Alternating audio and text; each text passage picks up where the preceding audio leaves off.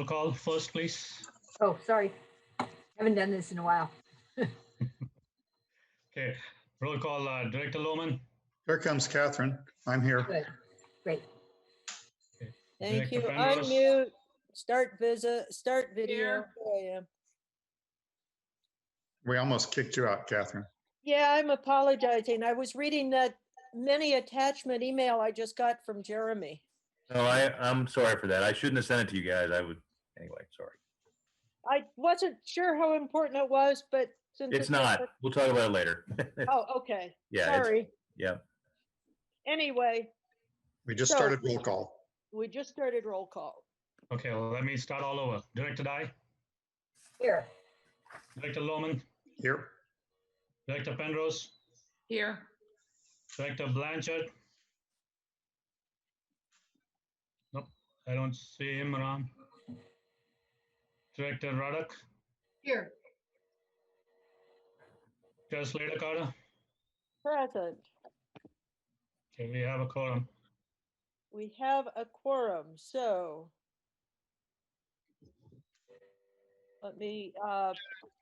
let's call the meeting to order and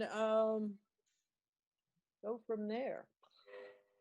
I don't have the agenda printed. I apologize. So I believe public comment is next.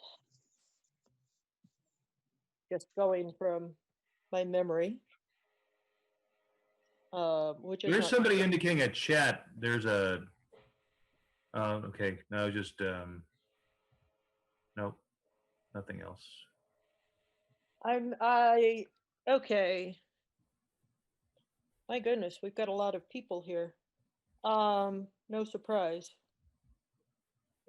Jim. Anyway, let's move to public comment. Oh, look at that puppy that Tim has. It- Easily distracted today, clearly. Hey, is the Jim Blanchard? Jim is not here. Oh, there is a Jim there. There is a Jim. It's me, Jim Harvey. Oh, okay. What's- Oh. Barbara, could you text him real quick before we get to any of the serious? Yeah, I parts? did, and I've asked Matthew if he's available. Okay, yeah, Matthew could sign in. Thanks. That would be great.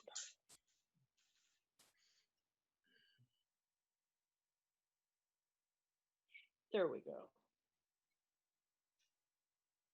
There's no public comment, so. are we I moving on? was looking to see if anybody had, since we have so much public here, but that's okay. Any hands Moving raised? on. Ethan? Do we see any hands raised on the Zoom? Nope. Yeah, I don't see any. The Zoom makes it a little tough. Let's move on to the consent agenda. And that is minutes for July 27, 2020 at the regular board meeting, disbursements for August 24, 2020, and monthly revenue and expense report for period ending July 31, 2020. I don't see any hands. Do we have a motion? Move to approve.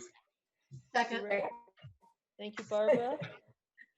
Roll call vote, please. Director Dye, Yes.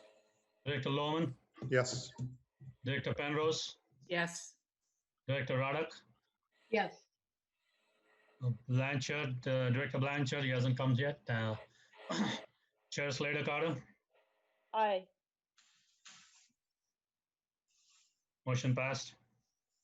Motion passes. Good. Well, then let's move on.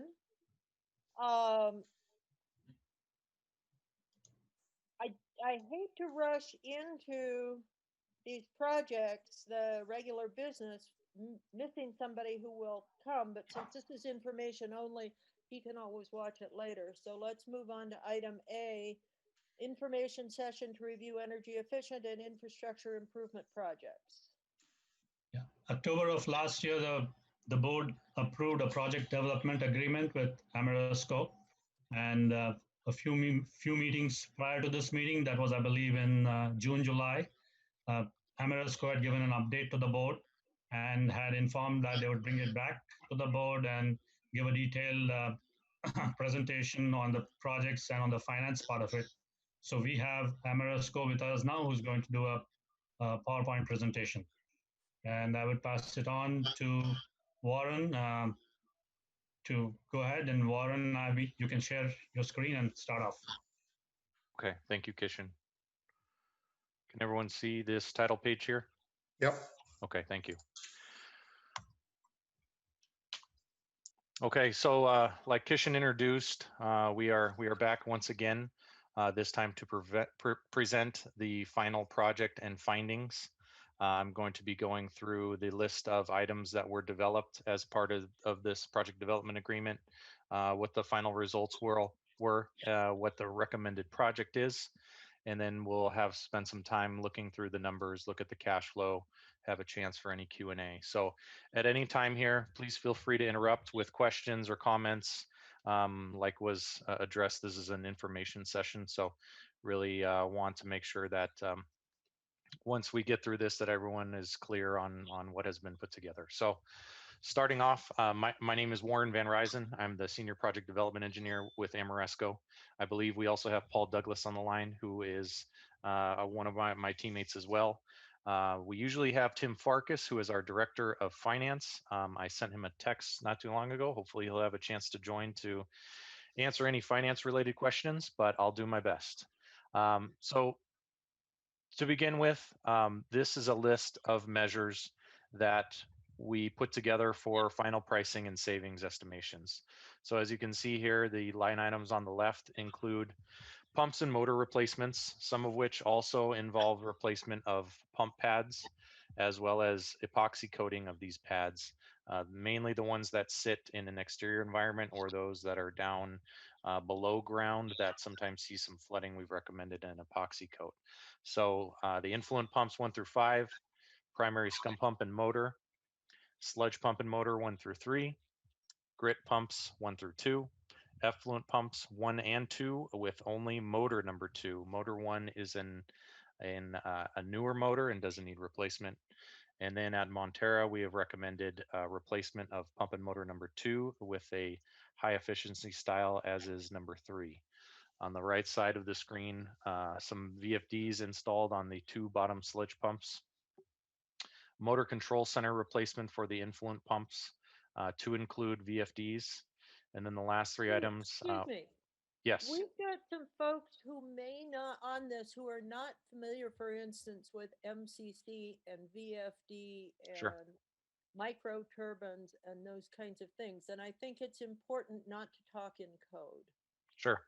I apologize. So we'll start on the top right. VFDs are variable frequency drives. Some of the pumps that are present at the main plant and the pump stations, sometimes they experience low or medium flow, in which case normally a normal standard pump would operate at 100%. We can drive those motors down so that we conserve energy in the event that we have a medium or low flow situation. So typically those we can conserve energy when it's the right application. The one right below that, MCC, is a motor control center. It's basically electrical equipment that is in a dedicated electrical room. Usually most of the buildings on the SAM main plant have a MCC or an electrical room. These basically provide power and control the motors that are out in the plant. So this specific one for the influent pumps is old, has some safety concerns. Some of the parts are obsolete, so we've recommended replacement of that. This also gives us a good opportunity for when we order a piece of equipment like this from the factory, they can install VFDs at the factory, so we don't have to do any on-site construction. It's a little bit more cost effective to do that at the factory. The next item here, 65 kilowatt micro turbine. The micro turbine is basically a jet engine that would operate off of the biogas that's generated at the plant. With that micro turbine, it requires a gas cleanup system to take the biogas that's generated on site, clean out any type of hydrogen sulfide and siloxanes, as well as pull any type of moisture or additional contaminants out of the gas stream so that the microturbine can operate without seeing any negative effects from these contaminants. The last two there are solar photovoltaics. You know, I think everyone's seen them all over the place, but we have proposed one building rooftop. It is the mechanical building number 2, to put about 18 kilowatts of solar panels on the roof of that building. And then we had identified an area for a carport, which is a shade structure as well as a parking shade. And that was proposed to cover the chemical feed area. There's plastic and other type of materials that are in that chemical feed area that really get impacted by the sun. So installing some type of shade over those to cover them really extends their life. So moving on here, and this might be a little small, but this is just a high level drawing of the proposed microturbine. As I had discussed earlier, this unit, we had designed it to sit in the existing digester control building, where the existing boilers are currently located. And directly behind this building, we were planning to set the gas conditioning systems. Those require truck access so that the media that is used to clean up the gas can be removed and replaced. To the right are some schematics of the proposed areas for the solar. So getting into this project, basically all the items I've listed were all of the measures that we have taken to 100% pricing, as well as done the study to determine what the energy savings are, the life cycle costs, all that, so that we could present that to you and to the board. The full project cost came out to be 4.14 million before legal fees and construction period interest. And that breaks down to a payment of approximately 460,000 per year, escalating less than 1%. These items here, the microturbine and the 2 solar arrays, failed to generate a neutral or better net annual benefit. So we removed them from the cash flow that we are recommending, which we will get into detail a little later. I can certainly run through the cash flow. I think it'd be best once we get through the presentation a little bit more, but in following slides, I will go into a detailed cash flow study as well as look at the recommended. And after that, we can take a look at the bigger project if you'd like. So looking at the fiscal impact, like I said earlier, microturbine and solar were removed from the analysis. The turnkey price for all the motor and pump replacements, as well as the VFDs, the variable frequency drives on the bottom sludge transfer pumps, and the motor control center replacements, turnkey price is 2.314 million. Ameresco secured a 20-year financing agreement at a rate of 3.16%. The payment terms for that loan are 2 times a year. First payment beginning 6 months after construction is complete. Using some plug numbers as construction contract execution, lead time for equipment ordering and construction puts us in late second quarter to early third quarter of 2021 for construction completion. So if we were to move forward with this, Sam would be required to make a payment, sometime end of Q4 2021 or beginning of the year 2022. And that's just a hypothetical talking about dates here. Year 1 payment, and I'll show you the cash flow in a second. Year 1 payment is 149,000 in year 1. So basically, the items that we did recommend to move forward with, these are items that have a great impact on the plant operations, being that all of the items that were identified and recommended for replacement are over 36 years old. They were also items that were adopted in the most recent capital improvement plan that spanned 5 years, beginning 2019 through 2023 through 24. This table here shows the asset age of those systems as well as expected useful life. So you can see that all of these systems are in need of replacement. 19 people in there. I'm sorry, can you repeat that?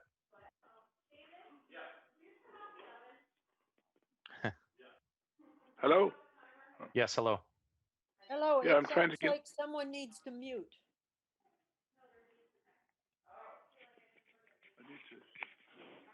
Hello? Hello. Are we all, Hey, Warren, I go ahead. see, let me see, Keishan is not muted, but that's fine. I'm not. I Okay. see- Okay, we're fine now. There we go. So moving along, energy savings came from a few sources, namely energy savings from saving kWh and electricity by installing more efficient systems.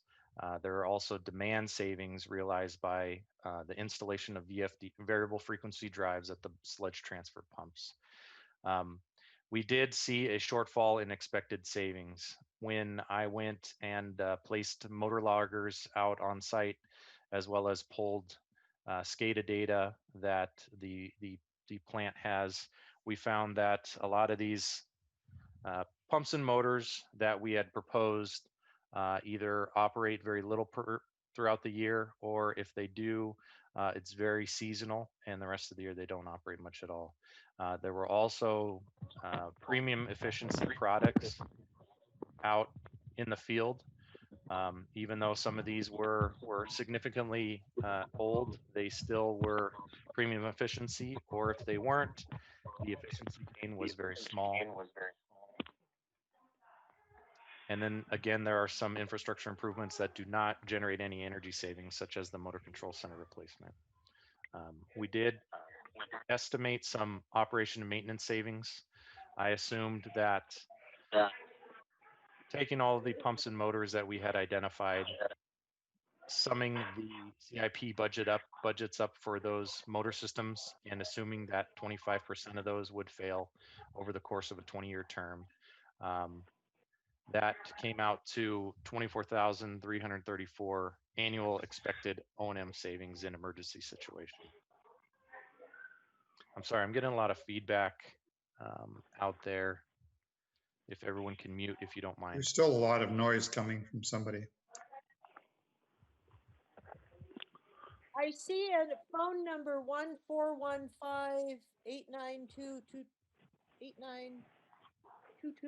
1-415-892-229-22572. Yeah, that's me. That's me. Okay, go Okay. ahead. Would you mind muting, sir? Hello? Yes? Well, could you mute your connection, please? Oh, just a minute. I'm in a quiet area now, so is that any better? It's better for now. I also see somebody with a 702 phone number who is not muted. But if you, I'm muted on my phone. okay. Okay, so Okay, let's keep going and we'll see Yes. what happens. Otherwise, everybody looks muted. Okay, thank you. So recapping project benefits, in addition to the energy savings and avoided O&M savings, really leveraging Amoresco has the ability to bring, we have the ability to bring speed and efficiency to the recommended improvement projects. This allows SAM to benefit from completion in the middle of 2021 instead of, one by one over the next 5+ years. This allows Sewer Authority to focus on other items in the current CIP and future CIPs, and then addresses some future capital improvement items, such as the grit pumps who were planned for the 2023 through 27 CIP bucket. This project increases SAM's resiliency and ability to weather future demanding events. Like I stated earlier, there are some systems that most of the year don't run, and they are in place, namely to allow SAM to have the capacity so that when there is a once a year event or a historic event, that the capacity is adequate. If at any time some of those systems fail, and usually they fail at an unexpected time, it really is puts SAM and operators in a difficult position, as well as drives up costs in an emergency situation. Speaking of that, SAM did experience some emergency situations this year in 2020. Valimar experienced a pump failure in which the repair was over $31,000. The replacement for that pump is approximately $56,000 with a 10 to 12 week lead time. And Portola pump number 1, which is a smaller pump, there was a 5-week downtime and an $11,000 cost to SAM. So I will go in and look in detail at this cash flow before I go to the 20-year cash flow, which is a little more difficult to walk through. But we can start on the top with the project costs.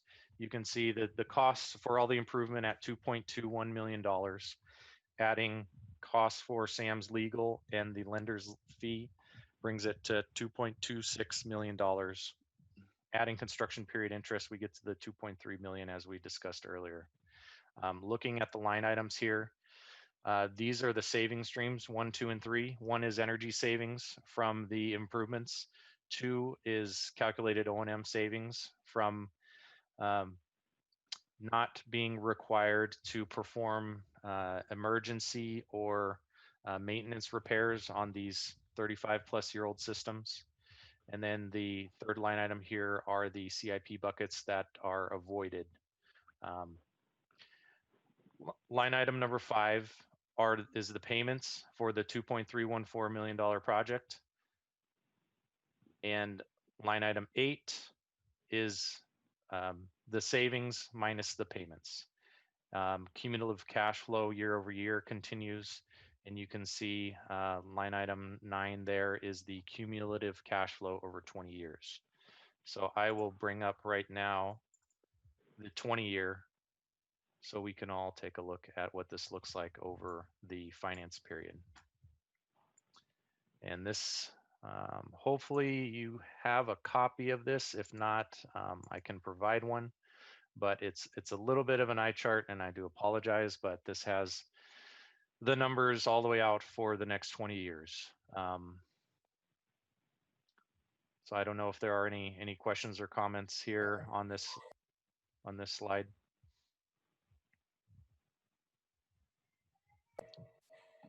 Okay, like I said, I will provide this. Are you really claiming that it would be a savings if we pay you more to do something than we would have paid doing it ourselves through the CIP? How is that a savings to us? I have it as an avoided cost. Instead of having to be paid out of the CIP plan, it would be, another bucket. But I know, I realize that it's, at the end of the day, it's paying for the same thing, but at least freeing up that budget item for the first 5 years. I have a question for Kishan, which is, how could we possibly enter into this agreement as a sole source contractor without going out to bid?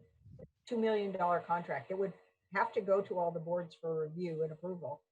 And aren't we required to bid anything in this magnitude?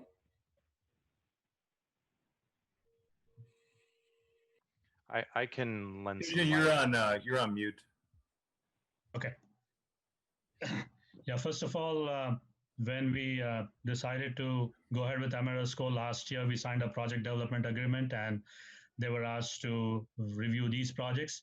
But this item right now is being brought only for discussion. It'll be taken to the respective member agencies for approval of these projects before we bring it back to SAM board for final approval.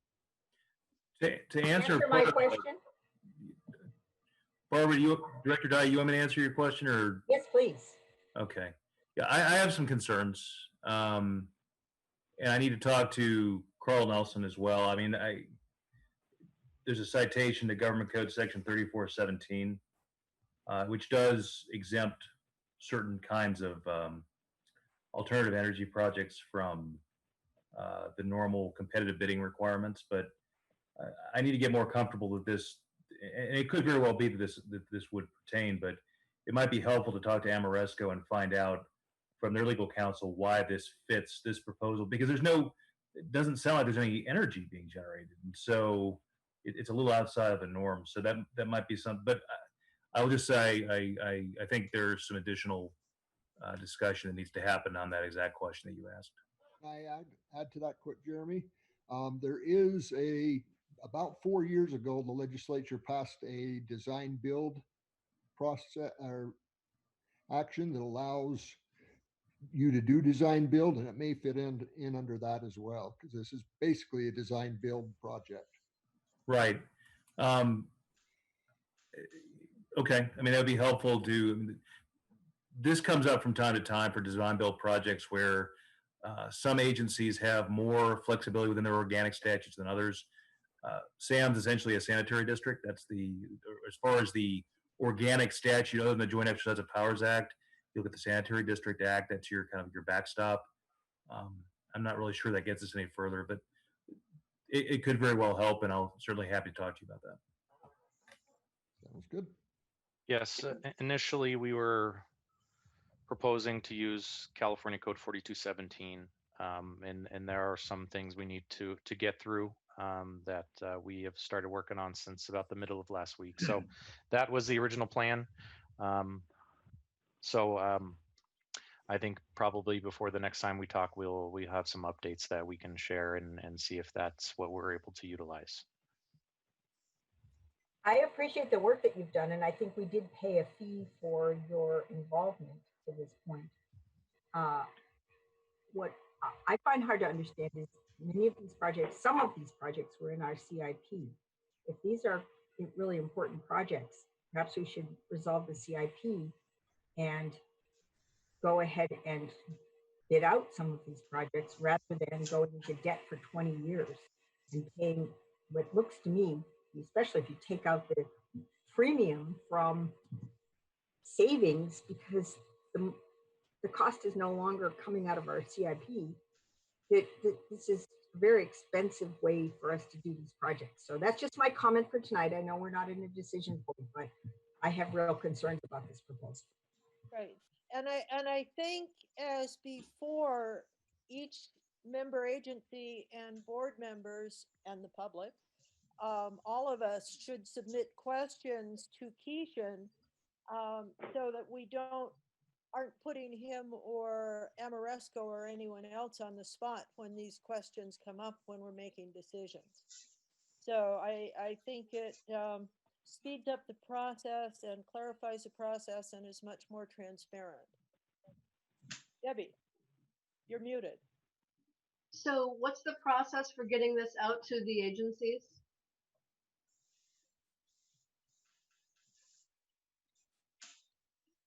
I would suggest, I would send it out the way it is right now with the PowerPoint presentation. And then as questions are asked by various agencies, I would circulate the same questions to all other agencies so that everybody is on the same page. Yeah, so our staff has taken an initial look at it and thinks it's basically a sound approach. The financing approach, the numbers, we will have questions, but it's not as, cost savings as we'd hoped, but we think by the looks of it, it looks still like a pretty good approach. So we will be digging in further, but we're looking at it, initially positively. I just wanted to share that. Catherine? You're muted. You're muted, Catherine. And you're not, so just keep talking. I'll just keep talking. No, just a couple things in general. In the past, we've had some of these concerns that pop up kind of late in the whole discussion. I would just ask everybody if we could maybe as a group start thinking about problems up front, like this whenever we're doing a single source or anything like this, or changing our philosophies, like going out for a big loan. Let's try and think of the questions up front. We're 6 months into this or something, I don't know, but if we can think of these problems up front, maybe that will save us some time.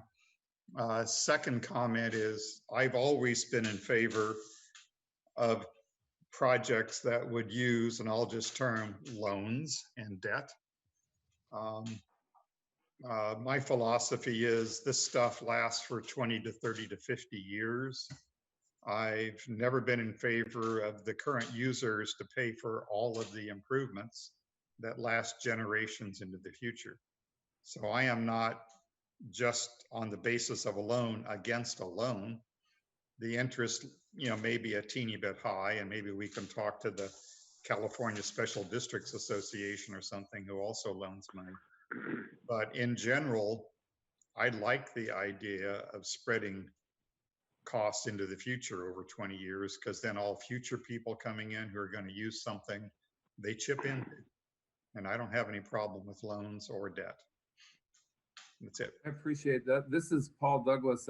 If I may, I just wanted to make sure and emphasize that Tim Farkas has done a really exhaustive job to find this 3.16% money for the district. Moreover, we have done an exhaustive effort in terms of putting out bids for each and every part of this single scope. So, it is a design build project, but rest assured that, we're focused on delivering a project that's going to meet your requirements financially. And moreover, I think, as Warren mentioned, there is some economies of scale and efficiencies of putting this all together with respect to project management. So just wanted to throw that in. Appreciate it. And I recall you said that if rates go down, hard to believe, but that we could refinance it. Yeah, Tim's on, that is correct. Yeah, more likely just the fact that your term will get shorter after a few years, right? If you want to refinance it, you won't extend the term to a new 20 years.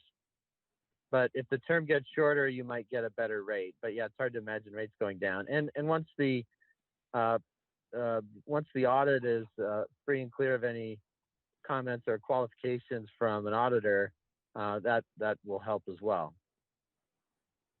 Thank you. Again, this is Tim Farkas. I'm going to head on to a very delicate subject, and that is we need to know how this is going to be paid for among the member agencies for SAM.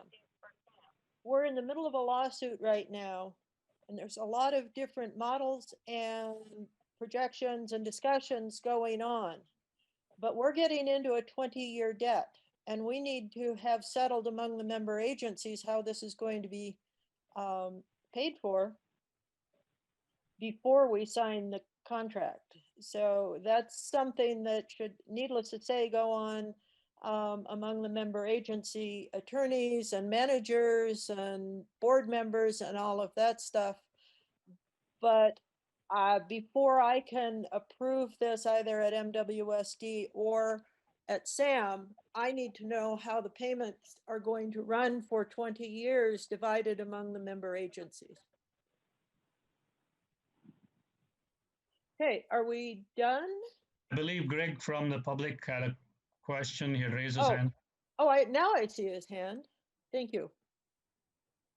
Well, it's too late now because I would merely echo the concerns that several of the other board members have raised. It looks like a good deal of work has been done, but compared to what is my question? And I do not understand why we want a single source bid on this. I would at least expect that the staff at SAM would have come up with their own projections for what happens if we do nothing, how they would then manage and replace. The need is obvious with all these 35-year projects, and I'm familiar with lend or lease buy agreements like this. I also question the interest rate, but then again, you all would know better than I what you can get from the state. So I guess as a member of the public, my only question is show me a couple other alternatives. This estimate contains one of them, but I don't know whether it's supported by the staff at SAM. It implies that it knows what's going to happen if SAM is left to its own devices to repair and replace eventually the stuff. But I'd like to see that analysis in writing. So that's my 2 cents. Thanks. Thank you. I don't see any other hands up, and I don't see any hands waving. I'm assuming we're finished with this item. Yes, I just put, this is a quick project schedule, just giving you a view into how we would propose to schedule this project. you know, we would attempt to begin on-site construction in the springtime to avoid the wet weather season. This shows that you know, that with the staging that's included with pump order delivery, contracting submittals, gives us a long time. And then once the middle of March came around, we would have a 100% on-site project manager, basically managing the subcontractors on site, making sure that the work was done on time and to a quality. But that is really the end of my slide here. If there are any other questions, please feel free. They can be fielded to Kishan, and I can work with him to get any of those answered, as well as any other additional information you require. Please let us know. We'd be happy to help. And I appreciate your time. Thank you very, very, very much. I'd like to say I like to comment. I do see the comment and get the value in getting this done early or rather than later. So let me just say that. Thank you. Thank you. Quick comment, Catherine. Yeah, if people are concerned that maybe these prices aren't the best in the world, could possibly the staff just check on their own 1 or 2 pump prices? And my guess is, I would hope that this presentation shows they can beat our prices, in which case, you know, I'm certainly in favor of it. But maybe that would, you know, make the public feel better or something like that, or the dual sourcing problem. Just check a couple of the prices, not every one, and just see, are the prices reasonable? You know, fixing everything is a great thing, and spreading the cost into the future, I think, is a good thing. So if we need sort of validation that this is a good project since it's sole sourced, just check a couple. And if they all come out favorable, I think that'd be a positive thing for the project. Sure, we can do that. Thank you. All right, thank you very much. And we're moving on to item 4B, discussion on the technical memorandum from Woodward and Curran on the wet weather flow management alternatives analysis, and give direction to staff regarding project alternatives. Just to give a heads up to everyone on how the requirement of preparing the technical memorandum from Woodward and Curran got initiated is on April 13th, the board approved the design for the wet weather storage facility expansion project. And then SAM went out for a bid and received bids. The apparent lowest bidder was around 1.339. And this was higher than the estimated budget of that particular project. And therefore, the board decided to weigh in alternate projects and requested wastewater management specialists to perform the evaluation and alternative analysis. Wastewater management specialists came up with 4 alternates. They evaluated 4 alternates. One was to use the proposed project of 200,000 gallons. The second was to double the existing 200,000 gallons project to 400,000 gallons. The third alternate was to potentially increase the pumping capacity of the Portola pump station. And the fourth was no project alternate. WMS, that is the wastewater management specialist, recommended consideration of increasing the pumping capacity at the Portola pump station. This was brought to the board and presented a couple of months back. And at that point of time, board decided that staff should reach out to several engineering firms and perform an independent engineering evaluation. Therefore, staff reached out to Woodward and Curran, and the draft technical memorandum was prepared by Woodward and Curran and was brought to the board on July 27th. The board received the report, and at that point of time received the draft report, and at that point of time instructed the member agencies and the directors to submit their questions or clarifications by August 3rd, or failing which to submit it at least by August 10th. And since the August 10th meeting was not scheduled, more time was given, and the last date given to all of them was August 17th. And patients, but we have invited Wooden and Curran to this board meeting so that if anybody has any questions or clarifications, they can bring it up. And therefore, the forum is open now for any questions or clarifications. Okay, I see a speaker on at the phone number that starts with 415-892.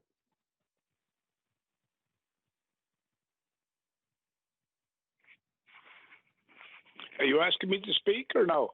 Well, it looks like the, I was wondering if you had a comment. And Not if you would really. if you, okay, and if you could identify yourself for the record, that would be useful for the minutes. This is Eugene Carew, and the company I represent is Bay Pacific Pipelines. The low bidder on the. Right, you're coming. Okay, looking for hands up on comments. And I don't see any. Would you entertain a motion at this point to start the discussion? I would love a motion, and I see Deborah has her hand up. So I'm guessing we're prepared to give direction tonight. That's the yes. So Half Moon Bay can support the 200,000 gallon alternative, but we do consider it to be part of the IPS, and we would be approving it under protest as we have in our budget for items subject to the IPS because of our current litigation. So in the event that we would prevail, then we would have to take it from there. But we support it. We support it under protest. And we think that a lot of the problem that this wet weather flow is addressing is actually infiltration and inflow problems in Montera and Grenada that remain unaddressed. And that by addressing your I&I problems, you need less wet weather storage. So we would, recommend that you look at your I&I problems in your own districts and, develop, plans to address those so that we're not throwing all the problems into the IPS system. Thank you. Do we have any other comments? I see Rick has his hand up. I was ready for a motion. Oh, and before we accept the motion, I see Greg has his hand up. And I have a hand. I was glad to hear. We're in discussion at this point, so let's go with Greg and then Barbara and then Rick. I was glad to hear Director Ruddock's comments. I fully understand those. Some of you may recall I did a detailed analysis of this myself, and the case for doing the storage addition was more compelling even than the engineering firm had presented. The finances are a little better than they had shown, and the risk gap between that project and the pump one was even larger. So I'm glad to hear her say that. And what I guess I would look for, if this rejected to do this project, I'd really like to hear why, because I think we're hanging fire with going through more wet weather seasons without it fixed. And I'm worried about losing the credit from the regulatory agency. So I support the project and I look forward to your decision. Thank you. Barbara? My one concern, I support the project as well, but there is a requirement in the JPA that any project, and this certainly qualifies as one, also be approved by the individual agency boards. And I wonder how that factors in here. I could call a special meeting of GCSD to consider this. My timing is short, so I raised that issue. Half Moon Bay will also consider it as a council. Montera has considered it several times since 1998 when it was first approved. Rick? I'd like to make the motion that we move forward with the project, whatever wording you would like on that, accepting Half Moon Bay's statement about they will be doing any of their payments under protest pending the legal suit. Is that accepting with an ACC or accepting? Accepting. Thank you. I think you need to identify what it is you're recommending. What alternative are you I recommending? would assume it was the recommendation of Kishan and the group, which is the $200,000 By Woodward, by gallon Woodward and expansion. Curran, the Woodward and Curran group, yes. Just board members, just to clarify, the staff recommendation for item 4B is to receive and file the technical memorandum, then authorize construction of the $200,000 gallon wet weather project. That's Yes. exactly what I said, I thought. And Probably does that, And does that, Half Moon Bay's allowing to have them do it under protest. and does that include an opportunity for the agencies to review and approve? You can always do that. But It we're is approving this, to the JPA. So but it seems like it needs to go to our board. we are approving this study tonight. Subject to the approval of our board. So you would wait to sign the contract until the individual member agencies have. Okay. Well, that would be interesting because the contract expires in 6 days, Keishan? That's right. That's an item under 4C. Yeah, Right. that's a problem. Talking of 4B now, right? Okay, let's have a roll call vote on accepting the Woodward and You need Curran a second 200,000 first. gallon report. Oh, sorry. Do we have a second? I'll second. Thank you, Deborah. Okay, roll call vote, please. Director Dye, Aye. Director Lohman, Yes. Director Penrose, Yes. Director Blanchard. I don't think he's coming.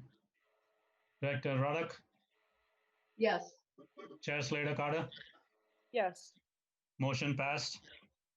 And there is no alternate at this point for Director Blanchard, so, oh well. Thank you very much. I was told he would attend tonight, so I'm sorry. I apologize that we aren't fully represented. We will move on to the next point, which is the Wait, contract. can I just raise a question?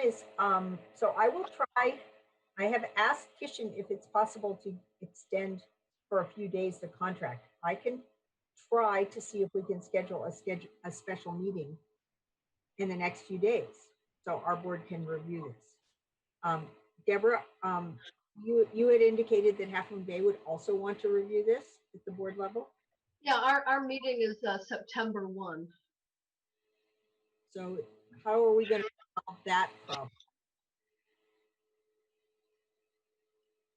Do you think, Kishan, that we can extend the contract until after September 1st? I have no idea. I believe that we are talking of item number 4C of awarding the contract, the construction contract to Bay Pacific Pipelines. Am I right? Yes, yes, Okay. we haven't opened the item, but it's closely tied with B. Let's just open the item 4C to award the construction contract. Yes, so on April 13th, the board approved the design for the wet weather storage expansion project, and it was advertised, and we received public bids. We received bids from 5 contractors, and Bay Pacific Pipelines was the apparent lowest and most responsive bid to the tune of $1,339,500. This project meets the terms of the settlement agreement with the Regional Water Quality Control Board. The present bid was valid until July 29th, and upon SAM's request, the contractor has extended the validity until August 31st, 2020. And we have seen that there has been an increase of almost $100,000 since the project was bid last June 2019. And therefore, the decision to move forward is recommended. Now, upon Director Dye's question, which she had sent me an email a few minutes before the board meeting, probably an hour before the board meeting, was whether we could get an extension from the contractor to hold the bids longer. I did contact the contractor around 6 o'clock this evening, but was told that he has yet to get confirmation from his subcontractor, which is the concrete box supplier. And the concrete box supplier had given extension only until August 31st. He was not sure whether he will be able to get an extension and whether he would be able to hold the same price. That is the situation as of now. I do not have any updates. Hey, Rick, I see your hand up. They would say move forward then. Rick, I I would see say, your hand up. I would say real quick, if you could tell the contractor that we have awarded him the contract, but our processes want to have a few board votes really quick, which I think will be positive since all the representatives have voted for it here. And just tell them it's a procedural thing. Isn't he on the line? He Isn't is on the line. Yeah, I thought so. Okay, because I think if he's heard the conversation, all the representatives of the councils here have approved the project. So they want to do a quick pass through the boards. So Deborah? Yeah, again, we would be authorizing this item, under protest pursuant to our lawsuit. Thank you. Okay, I see Keishan's hand. Yeah, if we wait until the next board meeting, which is September 14th, we're going to lose a little more than 3 weeks of lead time because this project has got a very tight schedule, and it's imperative that we take a decision at the earliest. Because as you're aware, during the monsoon season, we need to get special grading permit from San Mateo County because there is a moratorium. But at the same time, we would like to utilize that time for the long lead item, which is the supply of concrete boxes. So the sooner we take a decision, it will be better. Thank you. It seems like the worst case scenario is September 2nd. So, well, you can approve this tonight, but we want the minutes to reflect that we're approving it under protest, consistent with a similar resolution that we adopted with our budget. Thank you. So Half Moon Bay is approving it. Granada will have a special meeting before the end of the month. So she could get back to Kishin Yes. saying, yes, our board approved it before the August 31st cutoff. Right. And I repeat that since this project has been going on for many, many, many years, Montera has discussed it and approved it many, many times. Well, we're going to have to approve a budget amendment for this, right? Closed and open session. Keishan, is that true? Come again, I didn't get you. We're going to have to approve a budget amendment for this? I don't believe so. That'll be in future if it's required. We'll try to maintain it within the existing infrastructure budget. We might have to move around certain projects. Thank you. But we can bring it as at a later stage for media budget. We will try our best not to have an amendment. Good. Do I see any more hands or discussion? Seeing none, let's have a roll call vote, please. Director Dye? Aye. Director Lohman? Yes. Director Penrose? Aye. Director Blanchard? Not yet come in. Director Radek? Aye. Chair Slater Carter? Yes, enthusiastically, yes. So I'm confused. Do I have to wait for the notice of award to the contractor until GCSD finishes their meeting, or? Seems like it. I think that's prudent. So, but you get done before the end of the month, so. Fine. So can we get a decision by August 31st from GCSD? I will try. It is an important part of today's APA that the agencies approve major contracts, and this is a $1 million, significantly over $1 million contract. I think it qualifies as a project under the JPA. But wasn't included in the budget? If it was included in the. It was included in the budget at $700,000. Okay, so it's a higher Yes. dollar amount. It's almost double. Well, we have to tack on the $300,000 fine we're not going to lose and some other things like that. So there's a lot of extenuating circumstances in this one. But I would just tell the vendor exactly what the situation is we have approval and we're going to get Granada by the end of the month and they will do the final thing, but tell him. And I'll point out that even without us approved, you guys are a majority. That's technically true, I guess, actually. Yeah, yeah. So you don't really. Project has been approved. I just so want to do this in the correct procedure. That's fine. But Right, Kish, I think that technically gives you the right to approve the contract. Okay. and to change your vote the way it has been done, but that's neither here nor there right now. We'll see about that later. Let's move on to item D. Reject I'll also all- point out that at this point, Sam does not have an easement to do this work. Does not have what? An easement on GCSD property, and they need to move forward with that. Okay. Jeremy, the old easement from, no, there is an easement. There is. I believe we've got it, Director Dye. And Yes, it was I've passed seen on it. to Chuck Duffy last year when we had almost decided to go ahead with the project, but we can recheck again and give it. Okay, Right. please. I've been I told came- no, but I came across it in my stack of papers that I was sorting a couple days ago.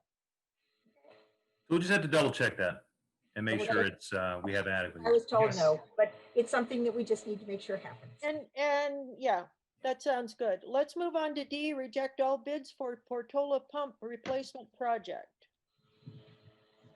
These are the bids for the two pumps which are already there available at Portola Pump Station for replacement of two pumps, pump 3 and pump 4, which are of antiquated design. So therefore, in January 2019, the board approved the purchase of two pumps, and Sam procured these pumps and received the pumps and motors and are waiting for installation. So we went out for a public bid for installation of these pumps, and due to some reason, maybe due to the existing COVID situation, or in spite of advertising in the papers and spreading out the word, we did not get many bids. We just got bid from one contractor, and that price was very high, much more than the engineer's estimate and budget. The engineer's estimate and budget was around $175,000, while the sole bid that we received was for $249,369. And therefore, staff is recommending that we reject this bid and go out for a rebid with more outreach and reach out to more contractors so that we can get more competitive bids. Thank I'm you. good. I'm good with that. Do we have more discussion? Seeing no hands, let's have a motion. Who would like to move- make them? Thank you, Go ahead. Rick. No, I move that we reject the current sole bid and go out for additional bids on a wider range. Second, Thank you. Roll call vote, please. Director Dye, yes. Director Lohman, Yes. Director Penrose, Aye. Director Blanchard, I don't see him around. Director Roddick, Yes. Chair Slater Carter, Yes. motion passed. Who was the second? Just for the minutes. Barbara Dye. Director Dye. Very good. So item E, discuss merits of possible transition of time directors from W-2 employee status to the other pay status. Yes, this was brought to the board tonight at the request of one of the directors. And this is to discuss the merit of possible transition. The present SAM directors are on W-2 employee status, and to change it to other pay status, the discussion was required. And therefore, we also have Chris Boishet, our employment attorney with us, who could also throw in some light. Chris, if you would like to add a few words, please go ahead. Thank you, General Manager. Good evening, members of the board. We wanted to, at least in the written materials, provide some of the background and the reasoning as to why board members are currently processed through payroll. Ultimately, it is the board's prerogative.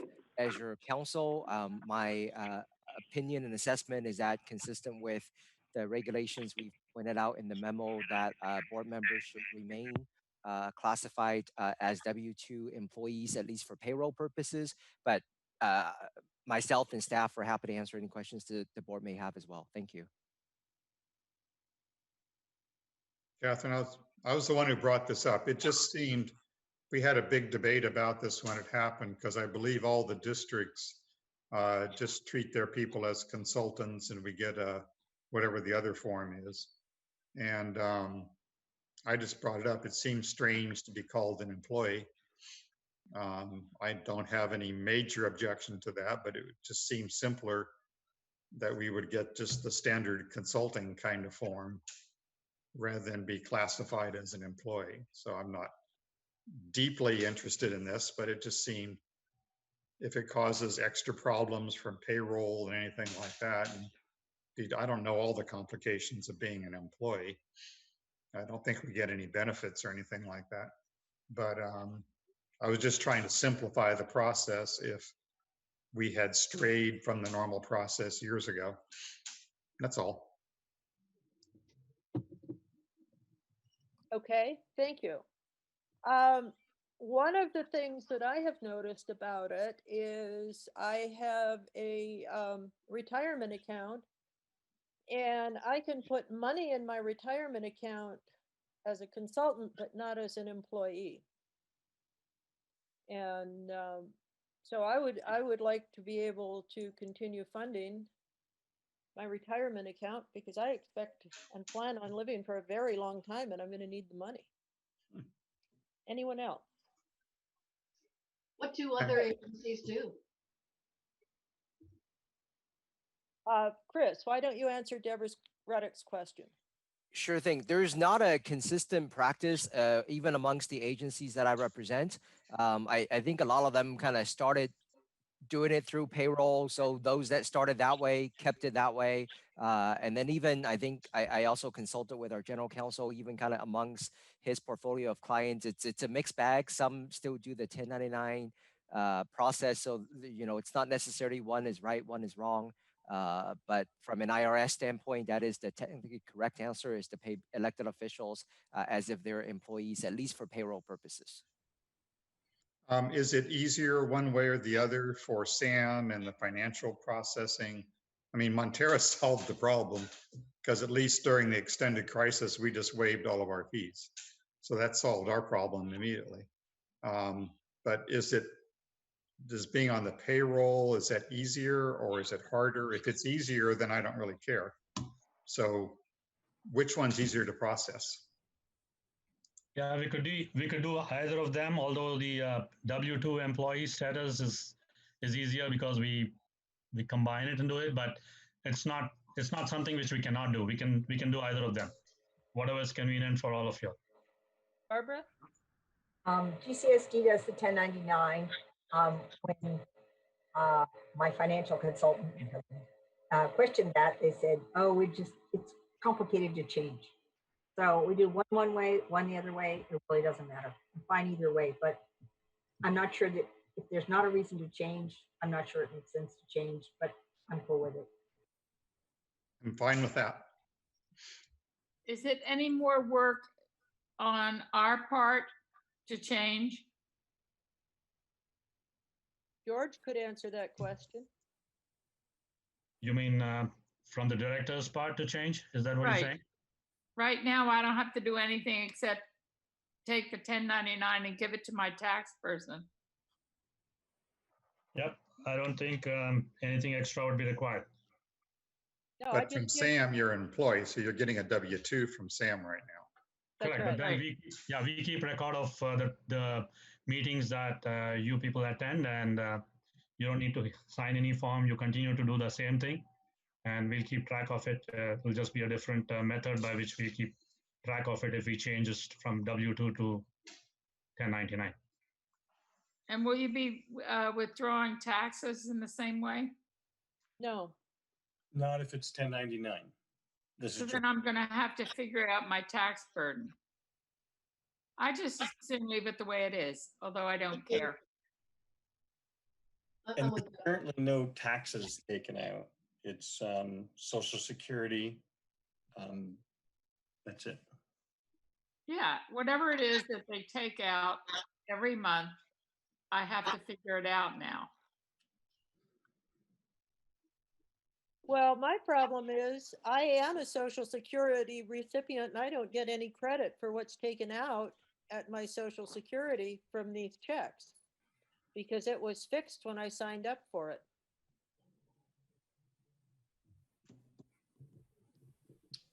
I say leave it the way it is. That's where I'm coming down. My preference is 1099.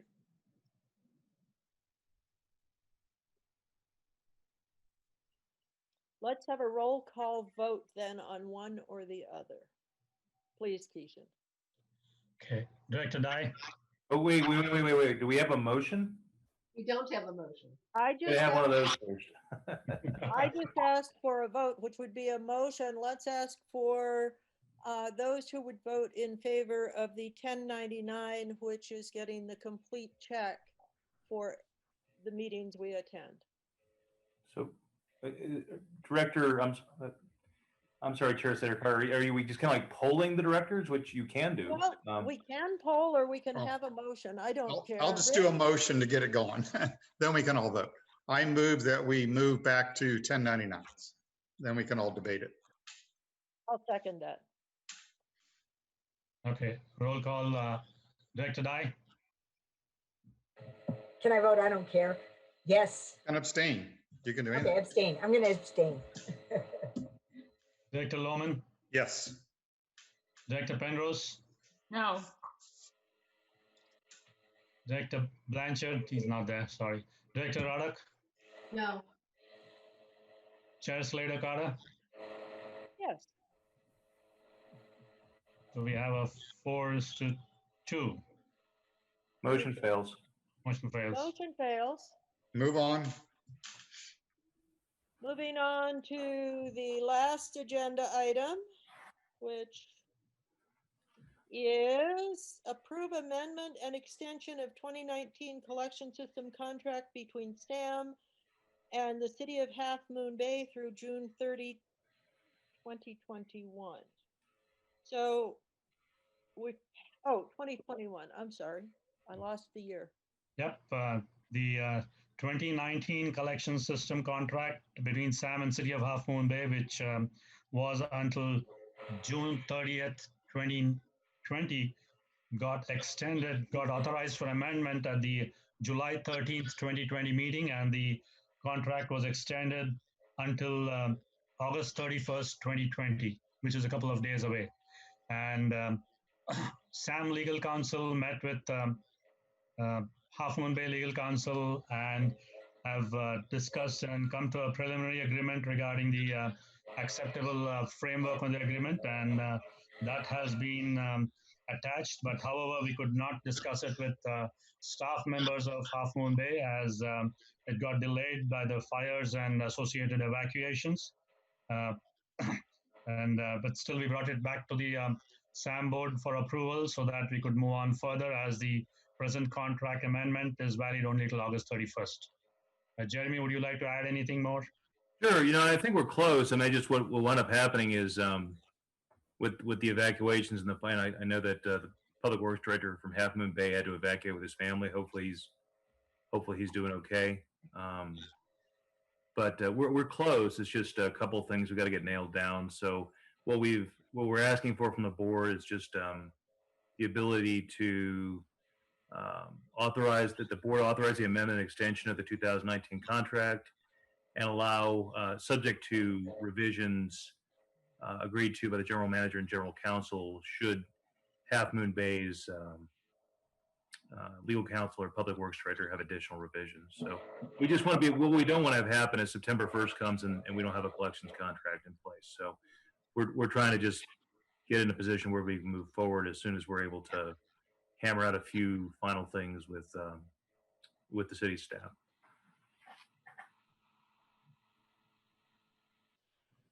Okay. Do we have a discussion? Do we have a motion? Happy with this? Jeremy, you're happy with it? Yes. Deborah, are you happy with this? which Deborah? This Both Deborah of is you. very Both happy Deb- with this. both Deborahs, are you happy with this motion? Happy, happy. Okay. Good, Rick? Just quick comment for the future of the staff and all the people who do all this work. I would like it to be our goal down the way, whenever that occurs, to get these into longer term contracts than, year by year like we've been doing. I just think it's better for, all the people who work here to see the stability into the future. So I certainly vote yes on this. But I would just like us to, think about the future and try to get everything resolved in longer term contracts for the employees. It sounds like you're preaching to converted. I think there's, if I can respond just briefly, in the discussions with Halfmoon Bay staff, at least with their legal counsel, I think there's a desire to move in that direction too. So thank you for that comment. Ethan, could we have a report on how this has been going? This has been a discussion item at STAM for at least the last 4 or 5 years, and we've never quite been able to make progress on it because some member agencies were not, and some general managers were not interested in this. So could you give us sort of a status update at our next meeting? Sure, we will, and we'll bring forth an item which is the collections history of collections agreement, and walk the board through whatever we've been through. Thank you very much. Okay, do we have a motion? So moved. Thank you, Barbara. Do we have a second? Second. Second, Deborah Ruddock. Roll call vote, please. Director Dye? Yes. Director Lohman? Yes. Director Penrose? Aye. Director Blanchard? Oh, he hasn't joined in. Director Ruddock? Aye. Chair Slater Carter? Yes. Motion passes. Good. We're moving on to general manager's report.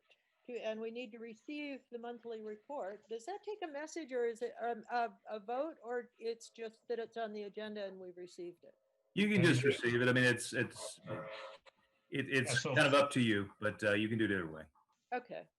We'll just we'll continue with the standard operating practice then. Yeah, but before we get on to that, before we could answer any questions or clarifications on the report, I just wanted, the report is actually a July report, but I also wanted to let you know what August, which will be brought back in September as a part of the report, but verbally would like to inform the board that we had an inspection of the bus duct in the month of August, for which we had to shut down the power at the plant for many hours. And Tim will just give a brief about what happened at the plant and how we were able to successfully perform the inspection. Tim, if you could please inform, you're muted, please. Can you unmute and speak?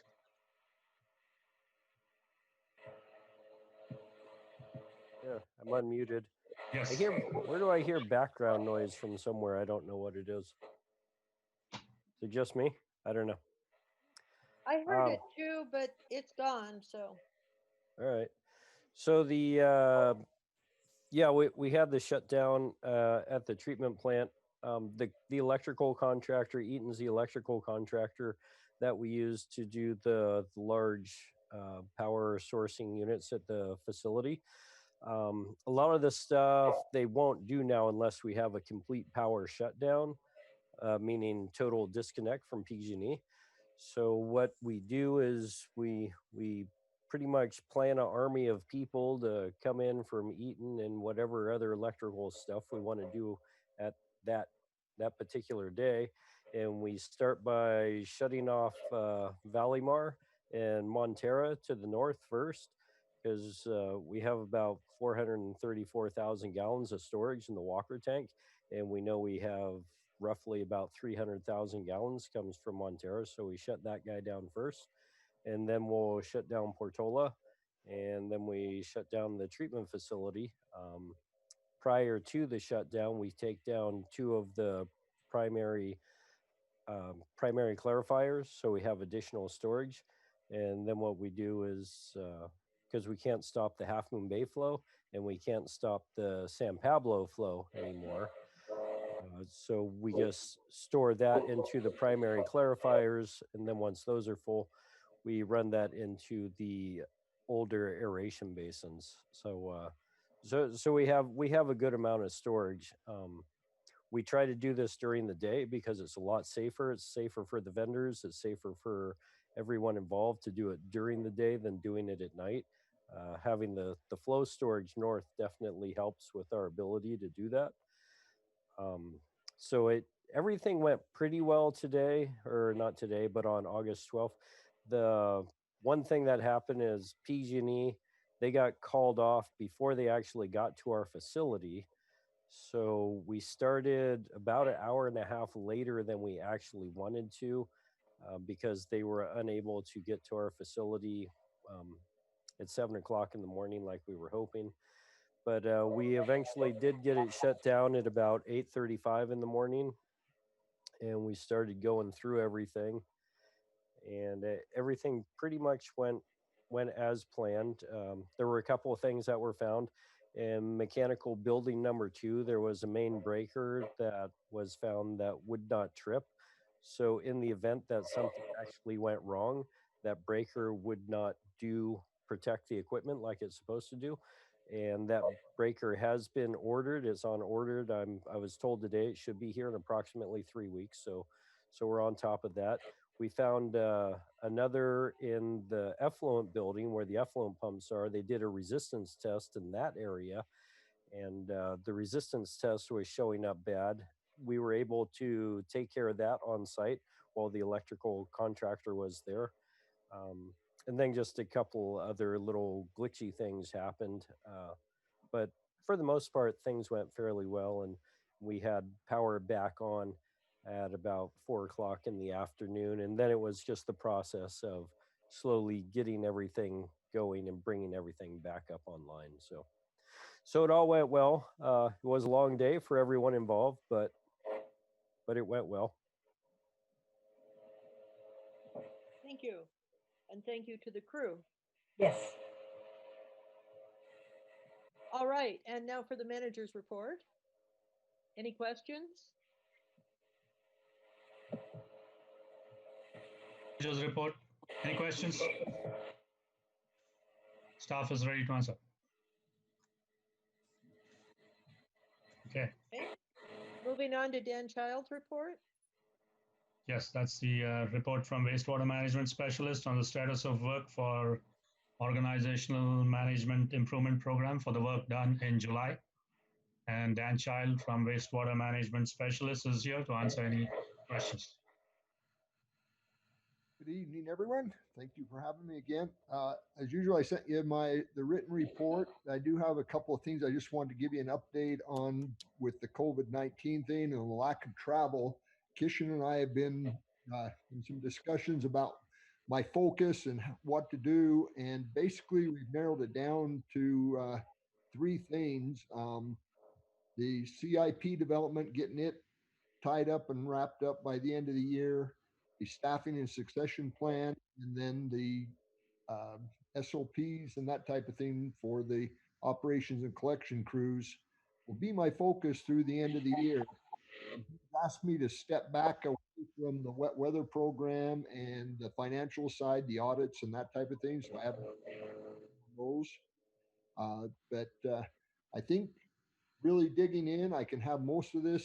I can have these things done and have programs in place by the end of the year that your staff will be able to carry forward with, which works out really good for me because I'm really planning on retiring fully at the end of this year. So just going to be pounding away on it. I hope to get on site at least once a month and be able to come in and be able to visit with the crew and the staff and be able to get them the things they need by being there. But depending on travel restrictions, I was actually planning on being there this week, but due to the fires, I couldn't get a motel room. So it's one of those things that you have to deal with. But I'm looking forward to getting these programs tied up by the end of the year and actually, we'll be working very closely with your managers as well to make sure we're meeting the needs on, especially on the CIP side of things, that we're looking at cash flow and that type of thing so that we can have a whole program in place that you guys can